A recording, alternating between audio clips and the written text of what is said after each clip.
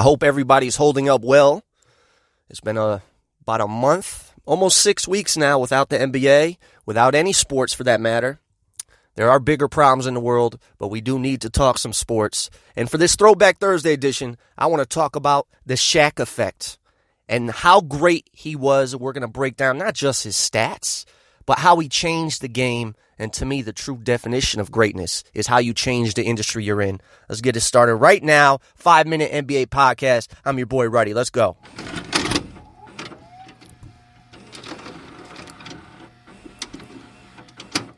When you think about Shaq, what do you think about? Dominance.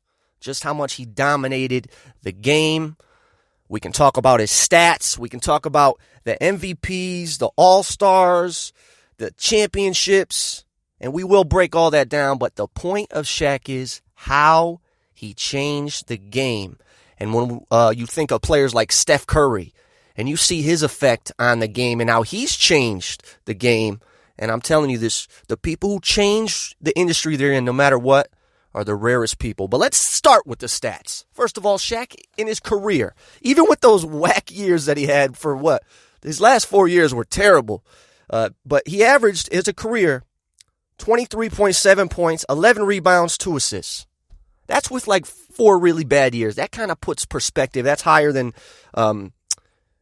Kevin Garnett that we talked about, the Tim Duncan who are getting enshrined in the Hall of Fame. It's right up there as far as even with those off years.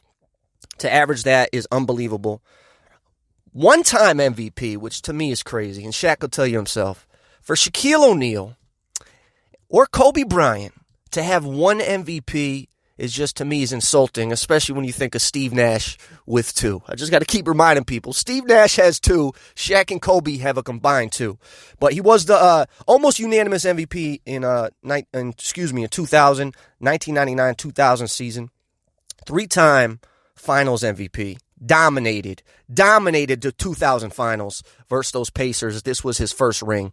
Here's what I think ESPN broke down as the second best finals performance of all time, just behind Michael Jordan. In the 2000 Finals, Shaq averaged 38 points, 17 rebounds, 3 blocks, and this was against the Pacers, first NBA Finals.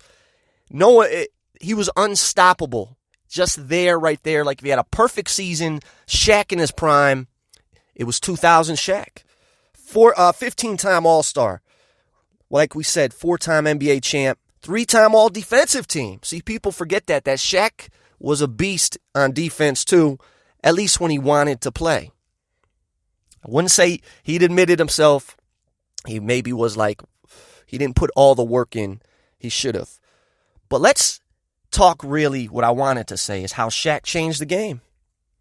We could start with how the NBA had to reinforce the basketball hoop. To reinforce not only the backboard, the rim, but the whole structure, because Shaq was tearing them down easily. They've never seen anything like that. Was taking baskets down. NBA took them, I was reading, it took them 2 seasons to try to find something, to find material that could hold the strength and power of Shaquille O'Neal. Right?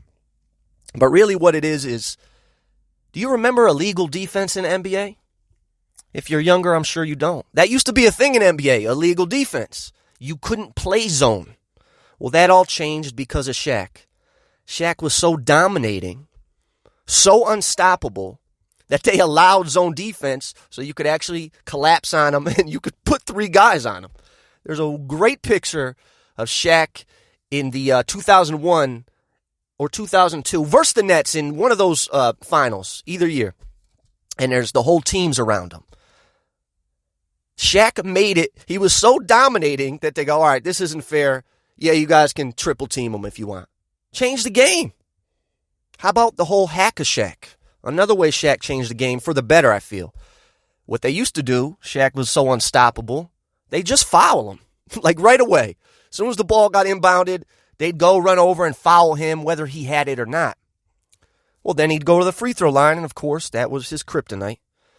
So what the NBA did is they put a rule in where, hey, if you foul somebody who doesn't have the ball, the team can choose which player shoots the free throw.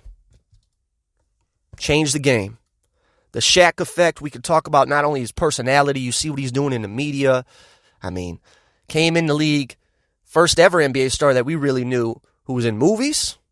First ever NBA star that we knew who was rapping and doing all these things in entertainment, acting, all that.